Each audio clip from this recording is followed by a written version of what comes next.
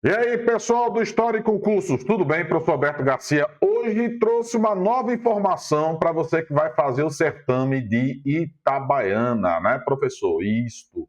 Olha só, nós temos duas versões das origens de Itabaiana. Da fundação da Igreja de Santo Antônio e Almas de Itabaiana, né, que é aquela que todo mundo conhece, é mais comum, né? Mas nós temos também a primeira versão. Então, quando você estiver estudando, você tem que observar se ele está falando da Igreja Nova ou da Igreja Velha, que é o tema da nossa mini aula de hoje. É, professor? É. Deixa eu colocar aqui o pincelzinho para a gente poder trabalhar, que é o seguinte, veja. O tema aqui, então, é sobre a Igreja Velha de Itabaiana. E por quê, professor? Primeiro, sobre as origens, né? A importância sobre as origens de Itabaiana. Segundo, a importância dela enquanto patrimônio material de Itabaiana, né, professor? Exatamente. Então, eu tenho que observar esses dois aspectos desse assunto aqui. E o que é que tem, professor? Bom, existe ainda essa igreja, professor? Existe, está aqui, só que ela está em ruínas. Nós só temos hoje três paredinhas lá, né? O pessoal os arqueólogos das universidades do Brasil vão lá, visitam, tal, aquela coisa toda. Mas isso não me interessa para a prova. Me interessa o quê, professor? Que eu tenho duas origens. E você vai observar na sua prova se ele está falando da Igreja Velha ou se ele vai estar falando a respeito da Igreja Nova, que é a Igreja de Santo Antônio e Almas de Itabaiana. Outra coisa que eu gostaria de mencionar aqui para vocês, professor, qual a importância? Eu sei que só tem paixão por igreja, será que é isso que eu quero dizer aí? Não, que é o seguinte. A primeira informação é que a chamada Igreja Velha, ela vai surgir justamente na época da passagem dos holandeses. É, professor? É. E aí o que é que tem? Ela é considerada a primeira igreja que foi construída no agreste sergipano, justamente em Itabaiana, né, professor? Então você já me traz uma informação muito importante.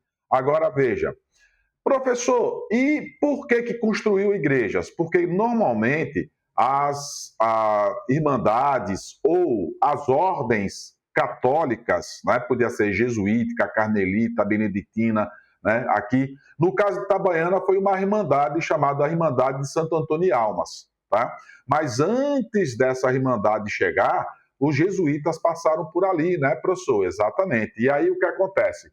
Por onde eles passavam e fundavam, né, um povoamento, eles construíam uma capela, uma igrejinha, tá certo? Então, toda a cidade de Sergipe surgiu através da construção de uma igrejinha. E no caso de Itabaiana, é chamada de quê, professor? De Igreja Velha.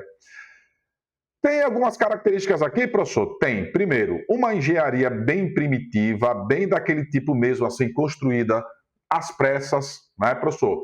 E também, assim, de uma forma bem rústica. Por que rústica, professor? Porque o pessoal não conhecia a localidade. O que, que tem aqui? Ah, só tem barro, algumas pedras aqui. Vamos juntar esse negócio e vamos, né, criar, vamos construir essa igreja aqui. A relíquia que sobreviveu foi uma imagem de Nosso Senhor, aqui chamado Nosso Senhor da Coluna Verde, né? Ali. Que encontraram, hoje está guardada dentro da igreja, né? Lá no centro de Itabaiana.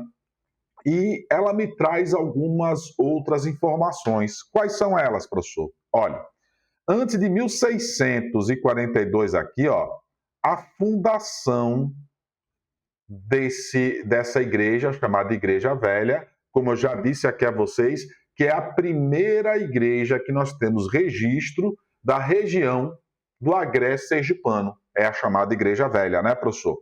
Segundo, em 1675, como tem aqui nesse segundo ponto aqui, ó, foi o ponto de virada. Por que, professor, ponto de virada? Ficou feinho aqui, deixa eu organizar aqui para ficar bonitinho para vocês estudarem. Pronto, aqui, ó.